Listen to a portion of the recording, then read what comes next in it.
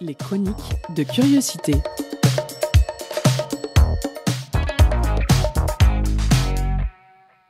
Un bel Apollon, mais merci Mathias, tu me fais rougir. Tu m'inspires. Alors, c'est très gentil, je suis très touché.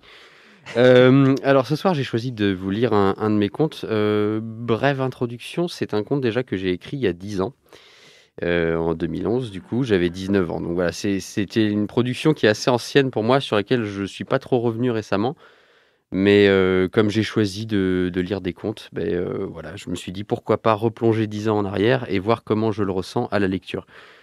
Celui-ci, par rapport aux deux autres que j'avais déjà lus dans d'autres émissions, il est plutôt léger. J'avais envie d'essayer d'écrire des contes aussi un peu pour les enfants, et vous verrez que ça se ressent à la lecture. Et il s'appelle Les bonbons du bout du monde. Il était une fois deux grandes personnes qui s'ennuyaient terriblement. Ils habitaient un pavillon de banlieue à Baltimore. On était en septembre et les toits étaient ébouriffés de feuilles. Ils passaient leur journée sur le canapé à regarder la télévision et à réfléchir au sens des choses. Lorsque l'ennui fut trop pesant, ils firent ce qu'on fait dans ces cas-là, des enfants.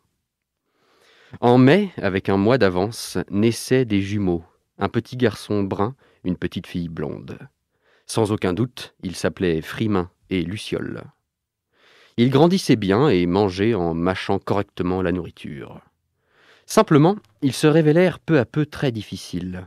Ils refusèrent d'abord la viande, puis les légumes, et finirent par n'accepter que les bonbons. Les parents firent quelques colères, se fâchèrent, rien n'y faisait. C'était la seule nourriture qu'ils toléraient. Frimin avait une préférence pour les serpentins, les entortillés, les micmacs de mangrove sucrés dans la bouche. Luciole se délectait des bonbons joufflus, comme gonflés à l'hélium, qui fondent sur la langue et le palais. Au bout de quelques mois, les parents se résignèrent. Les enfants grandissaient bien, avaient les yeux, les genoux et les oreilles à leur place. À 14 ans, les jumeaux commencèrent d'écumer Baltimore. Jamais rassasiés, ils cherchaient toujours plus de nouveaux bonbons, ce qu'ils n'avaient jamais mangé avant et que personne n'avait mangé avant eux. En quelques mois, ils se rendirent compte avec dépit que, vraiment, le gouvernement ne faisait aucun effort.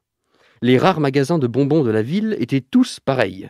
Des rangées de bocaux sales, des vendeurs au téléphone avec leurs cousines, et des bonbons mous, fades et sans génie. Un beau jour, Luciole se mit brusquement à pleurer dans la dernière boutique inexplorée de la ville. « Vraiment, disait-elle à Frimin, ce monde ne connaît rien aux bonbons. » Le vendeur, un brave type, dit à sa cousine d'aller se faire cuire un cochon sauvage et raccrocha son téléphone. Il murmura qu'il existait une vieille légende. De la plus vieille gare de Baltimore, celle au sud, où personne ne va jamais parce que c'est moche, partait une fois l'an le train zigzag. Au terminus, on trouvait la boutique du père Laviolette. Ici dormaient les bonbons qu'on n'avait jamais inventés. 2 mois plus tard, Frimin fit un rêve. Un gigantesque train violet, qui ressemblait à ses bonbons préférés, approchait de Baltimore. Il réveilla Luciole, ils prirent des manteaux à grandes poches et des hauts de forme, et galopèrent jusqu'à la gare du Sud. Il était là, gros serpentin de nuages métalliques, tordu, cabossé, crachant vapeurs bleues et blanches, comme une baleine.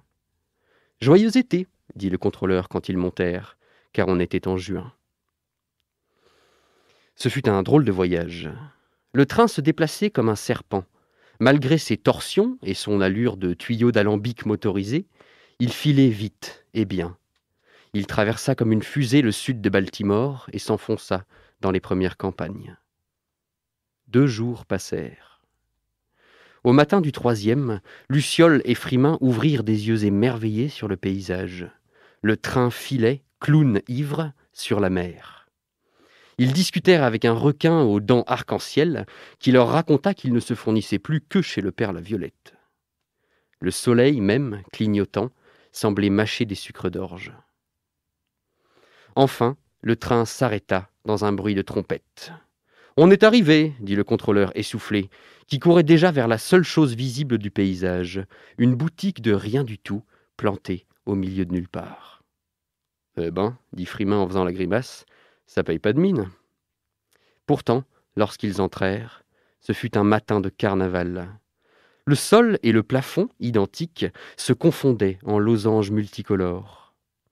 Partout autour d'eux, des récipients de toutes tailles et formes contenaient tous les bonbons de la terre. Un chaudron dégorgé de friandises vertes qui, lorsqu'on soufflait dedans, faisait danser les chats. Des bocaux immaculés, pleins à ras-bord de berlingots et de réglisses, leur tirèrent des éclats de rire. Survint un drôle de vieil homme monté sur roulette. « Je suis le père Laviolette, dit-il, l'inventeur des bonbons. » Luciole, qui avait inspecté tous les rayons, faisait déjà la moue. « Ça n'est pas si mal, dit-elle, mais le bonbon du millénaire n'est pas là. » Le vieil homme sortit en souriant 2 pattes mauves de sa poche. « Tenez, dit-il, allez dehors et soufflez dedans. » Il se passa une chose rigolote. Le bonbon de Frimain, en se dépliant, fit une gigantesque montgolfière de sucre. Celui de Luciole, un dirigeable. Ils mélangèrent les pattes, montèrent à l'intérieur, et le montgolfiable s'éleva doucement au-dessus de nulle part. Le père Laviolette leva les yeux. La nuit était tombée, et le montgolfiable faisait comme une étoile de plus. On entendait encore Luciole rire, et Frimain parler de dromadaire. Il songea, avec douceur, qu'il n'y a que les enfants que les bulles de bonbons fassent voler. Merci Georges pour cette belle lecture.